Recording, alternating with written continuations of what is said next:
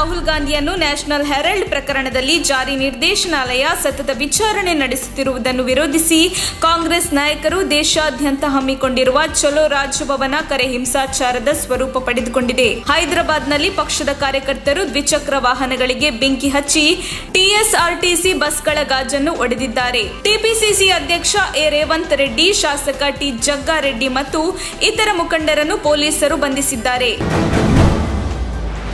ಗುಬ್ಬಿ ತಾಲೂಕು ದಲಿತ ಸಂಘರ್ಷ ಸಮಿತಿ ಸಂಚಾಲಕ, ಪಟ್ಟಣ ಪಂಚಾಯತ್ ಮಾಜಿ ಉಪಾಧ್ಯಕ್ಷ ಜಿಸಿ ನರಸಿಂಹಮೂರ್ತಿ ಅವರ ಬರ್ಬರ ಹತ್ಯೆ ಪ್ರಕರಣಕ್ಕೆ ಸಂಬಂಧಿಸಿದಂತೆ 5 ಪೊಲೀಸರು ವಶಕ್ಕೆ ಪಡೆದುಕೊಂಡಿದ್ದಾರೆ. 50 ವರ್ಷ ವಯಸ್ಸಿನ ನರಸಿಂಹಮೂರ್ತಿ ಅಲಿಯಾಸ್ ಕುರಿಮೂರ್ತಿ ಅವರು ಟೀ ಅಂಗಡಿ ಬಳಿಯಲ್ಲಿ ಕುಳಿತು ಸಾರ್ವಜನಿಕರ ಕುಂದುಕೊರತೆಗಳನ್ನು ಆಲಿಸುತ್ತಿದ್ದ ಸಂದರ್ಭದಲ್ಲಿ ಕಾರಿನಲ್ಲಿ ಬಂದಿದ್ದ 5 ದುಷ್ಕರ್ಮಿಗಳ ತಂಡ ಏಕಾಏಕಿ ದಾಳಿ ನಡೆಸಿ ಬರ್ಬರವಾಗಿ ಹತ್ಯೆ ನಡೆಸಿತ್ತು. ಬಿಜೆಪಿಯವರೇ, ನೀವು ಅಧಿಕಾರದಲ್ಲಿ ಗೂಟ ಹೊಡೆದುಕೊಂಡು ಇರಲು ಸಾಧ್ಯವಿಲ್ಲ. ನಿಮ್ಮ ಕೇಡುಗಾಲ ಅವನತಿ ಆಗಮಿಸುತ್ತಿದೆ.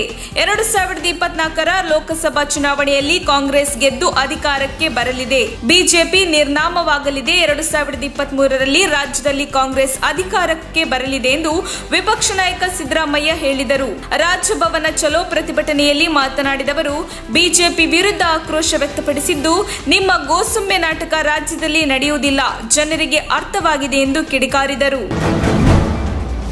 ಮೇಕೆದಾಟು ಯೋಜನೆಗೆ ಸಂಬಂಧಿಸಿದಂತೆ ಸುಪ್ರೀಂ ಕೋರ್ಟ್ನಲ್ಲಿ ಯಾವುದೇ ತಡೆಯಾಜ್ಞೆಗಳಿಲ್ಲ. ತಮಿಳುನಾಡಿನ ಸಚಿವ ಮುರುಗನ್ ಹೇಳಿರುವುದರಲ್ಲಿ ಯಾವುದೇ ಅರ್ಥವೂ ಇಲ್ಲ, ಕಾನೂನು ಇಲ್ಲ ಎಂದು ಮುಖ್ಯಮಂತ್ರಿ ಬಸವರಾಜ ಬೊಮ್ಮಾಯಿ ಹೇಳಿದರು. ಖಾಸಗಿ ಕಾರ್ಯಕ್ರಮದಲ್ಲಿ ಭಾಗಿಯಾಗಲು ದಾವಣಗೆರೆಗೆ ಬಂದಿದ್ದ ಸಂದರ್ಭದಲ್ಲಿ ಅವರು ಸುದ್ದಿಗಾರರ ಜೊತೆ ಮಾತನಾಡಿ, ಈಗಾಗಲೇ ಕಾವೇರಿ ಜಲ ನಿರ್ವಹಣಾ ಪ್ರಾಧಿಕಾರದಲ್ಲಿ 15 ಮೀಟಿಂಗ್ಗಳು ನಡೆದಿವೆ. ಮುಂದಿನ ವಾರ ಮತ್ತೆ ಸಭೆ ಕರೆಯುವ ಸಾಧ್ಯತೆ ಇದೆ. ನಮ್ಮ ವಾದವನ್ನು ನಾವು ಮಂಡಿಸುತ್ತೇವೆ. ನಮ್ಮ ಬಿಪಿಆರ್ ಅನುಮೋದನೆಗೊಳ್ಳುತ್ತದೆ ಎಂಬ ವಿಶ್ವಾಸ ಇದೆ ಎಂದು ತಿಳಿಸಿದರು.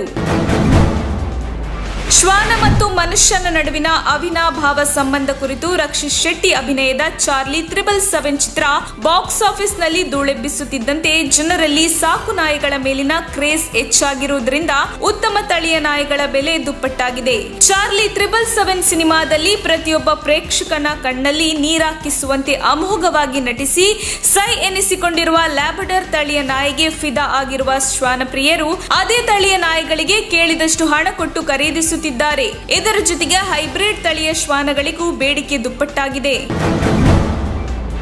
ನ್ಯಾಷನಲ್ ಹೆರಾಲ್ಡ್ ಪ್ರಕರಣದಲ್ಲಿ ರಾಹುಲ್ ಗಾಂಧಿಯನ್ನು ಇಡಿ ವಿಚಾರಣೆಗೊಳಪಡಿಸಿರುವುದನ್ನು ವಿರೋಧಿಸಿ ದೇಶಾದ್ಯಂತ ಪ್ರತಿಭಟನೆ ನಡೆಯುತ್ತಿದ್ದು, ಈ ನಡುವೆ ಬೆಂಗಳೂರಿನ ಇಂಡಿಯನ್ ಎಕ್ಸ್‌ಪ್ರೆಸ್ ಬಳಿ ಪ್ರತಿಭಟನೆ ನಡೆಸುತ್ತಿದ್ದಾಗ ನೂಕಾಟ ತಳ್ಳಾಟದ ನಡುವೆ ಕಾಂಗ್ರೆಸ್ ಬ್ಲಾಕ್ ಅಧ್ಯಕ್ಷರಿಗೆ ಹೃದಯಾಘಾತವಾದ ಘಟನೆ ನಡೆದಿದೆ. ರಾಜಾಜಿನಗರ ಬ್ಲಾಕ್ ಕಾಂಗ್ರೆಸ್ ಅಧ್ಯಕ್ಷ ರಾಮಕೃಷ್ಣ ಎಂಬವರಿಗೆ ಹೃದಯಾಘಾತವಾಗಿದ್ದು, ಅವರು ಸ್ಥಳದಲ್ಲಿ ಕುಸಿದು ಬಿದ್ದಿದ್ದಾರೆ. ಅವರನ್ನು ತಕ್ಷಣವೇ ಪ್ರೋಟಿಸ್ ಆಸ್ಪತ್ರೆಗೆ ರವಾನಿಸಲಾಗಿದೆ. 3 ಮಕ್ಕಳೊಂದಿಗೆ ಕೃಷಿ ಹೊಂಡಕ್ಕೆ ಹಾರಿ ತಾಯಿ ಆತ್ಮಹತ್ಯೆಗೆ ಶರಣಾಗಿರುವ ಘಟನೆ ಜಿಲ್ಲೆಯ ತಿಕೋಟ ತಾಲೂಕಿನ ತೊರವಿ ತಾಂಡ 1ರ ತೋಟದಲ್ಲಿ ನಡೆದಿದ್ದು, ಸ್ಥಳಕ್ಕೆ ವಿಜಯಪುರ ಗ್ರಾಮೀಣ ಪೊಲೀಸರು ಭೇಟಿ ನೀಡಿ ಪರಿಶೀಲನೆ ನಡೆಸಿದ್ದಾರೆ. 27 ವರ್ಷದ ಅನಿತಾ ಪಿಂಟು ಜಾಧವ್, 6 ವರ್ಷದ ಪ್ರವೀಣ, 4 ವರ್ಷದ ಸುದೀಪ, 2 ವರ್ಷದ ಮಮದೀಕ ಮೃತ ದುರ್ದೈವಿಗಳು. ಅನಿತಾ ತನ್ನ 3 ಮಕ್ಕಳನ್ನು ಕೃಷಿ ಹೊಂಡದಲ್ಲಿ ಎಸೆದು ನಂತರ ತಾನು ಆತ್ಮಹತ್ಯೆ ಮಾಡಿಕೊಂಡಿದ್ದಾಳೆ. ಕೌಟುಂಬಿಕ ಕಲಹದಿಂದ ಆತ್ಮಹತ್ಯೆ ಮಾಡಿಕೊಂಡಿರುವ ಶಂಕೆ ವ್ಯಕ್ತವಾಗಿದೆ. ಭಾರತ ಜೋಡೋ ಪಾದಯಾತ್ರೆ ಬಳಿಕ ರಾಹುಲ್ ಗಾಂಧಿ ಅವರ ಖ್ಯಾತಿ ಹೆಚ್ಚುತ್ತಿದೆಯೋ ಎಂದು ಭಯಭೀತರಾಗಿ ಕೇಂದ್ರ ಸರ್ಕಾರ ಇಡಿಯನ್ನು ದುರ್ಬಳಕೆ ಮಾಡಿಕೊಂಡಿದೆ ಎಂದು ಕೆಪಿಸಿಸಿ ಅಧ್ಯಕ್ಷ ಡಿಕೆ ಶಿವಕುಮಾರ್ ಆರೋಪಿಸಿದ್ದಾರೆ. ರಾಜಭವನ ಚಲೋ ಸಂದರ್ಭದಲ್ಲಿ ಮಾತನಾಡಿದ ಅವರು, ನೆಹರು ಕುಟುಂಬ ದೇಶಕ್ಕಾಗಿ ಅಲಹಾಬಾದ್ನಲ್ಲಿ 20,000 ಕೋಟಿ ರೂಪಾಯಿ ಮೊತ್ತದ ಆಸ್ತಿ ದಾನ ಮಾಡಿದೆ. ಯಂಗ್ ಇಂಡಿಯಾ ಹಾಗೂ ನ್ಯಾಷನಲ್ ಹೆರಾಲ್ಡ್ ಪತ್ರಿಕೆ ಸಂಸ್ಥೆ ಅವರ ಸ್ವಂತ ಆಸ್ತಿ ಎಂದು ಘೋಷಿಸಿಲ್ಲ. ಇದು ಕಾಂಗ್ರೆಸ್ ಕಾರ್ಯಕರ್ತರ ಆಸ್ತಿ. ಪಕ್ಷದ ಆಚಾರ ವಿಚಾರವನ್ನು ಪ್ರಚಾರ ಮಾಡಲು ಈ ಪತ್ರಿಕೆ ನಡೆಸುತ್ತಿದ್ದಾರೆ. ಅವರು ಈ ಸಂಸ್ಥೆಯ ಜವಾಬ್ದಾರಿ ಹೊತ್ತಿದ್ದಾರೆ ಅಷ್ಟೇ ಎಂದರು.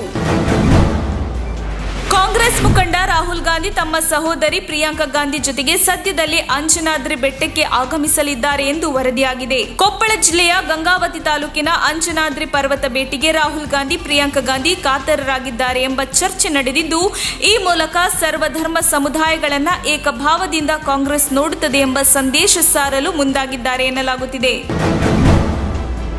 ಕಾಂಗ್ರೆಸ್ ನಾಯಕ ರಾಹುಲ್ ಗಾಂಧಿ ಅವರಿಗೆ ಇಡಿ ವಿಚಾರಣೆ ನಡೆಸುತ್ತಿರುವುದನ್ನು ವಿರೋಧಿಸಿ ಕಾಂಗ್ರೆಸ್ ದೇಶಾದ್ಯಂತ ಪ್ರತಿಭಟನೆ ನಡೆಸುತ್ತಿದ್ದು, ಹೈದರಾಬಾದ್ನಲ್ಲಿ ನಡೆದ ಪ್ರತಿಭಟನೆಯ ವೇಳೆ ಕಾಂಗ್ರೆಸ್ ನಾಯಕಿಯೊಬ್ಬರು ಪೊಲೀಸ್ ಸಿಬ್ಬಂದಿ ಕಾಲರ್ ಹಿಡಿದು ಆಕ್ರೋಶ ವ್ಯಕ್ತಪಡಿಸಿದ ಘಟನೆ ನಡೆದಿದೆ. ಕಾಂಗ್ರೆಸ್ ಮುಖಂಡ ರೇವಂತ್ ರೆಡ್ಡಿ ನೇತೃತ್ವದ ರಾಜಭವನದ ಎದುರು ಕಾಂಗ್ರೆಸ್ ಕಾರ್ಯಕರ್ತರು ಪ್ರತಿಭಟನೆ ನಡೆಸಿದ್ದಾರೆ. ಈ ವೇಳೆ ಕಾಂಗ್ರೆಸ್ ನಾಯಕಿ ರೇಣುಕಾ ಚೌಧರಿ ಅವರನ್ನು ವಶಕ್ಕೆ ಪಡೆಯಲು ಮಹಿಳಾ ಪೊಲೀಸರು ಮುಂದಾಗಿದ್ದಾರೆ. ಈ ಸಂದರ್ಭದಲ್ಲಿ ಏಕಾಏಕಿ ಕೆರಳಿ ಕೆಂಡವಾದ ರೇಣುಕಾ ಚೌಧರಿ ತಮ್ಮ ಹಿಂದೆ ನಿಂತಿದ್ದ ಪೊಲೀಸ್ ಸಿಬ್ಬಂದಿಯೊಬ್ಬರ ಕೊರಳ ಪಟ್ಟಿ ಹಿಡಿದು ಎಳೆದಾಡಿ ಕಿಡಿಕಾರಿದ್ದಾರೆ.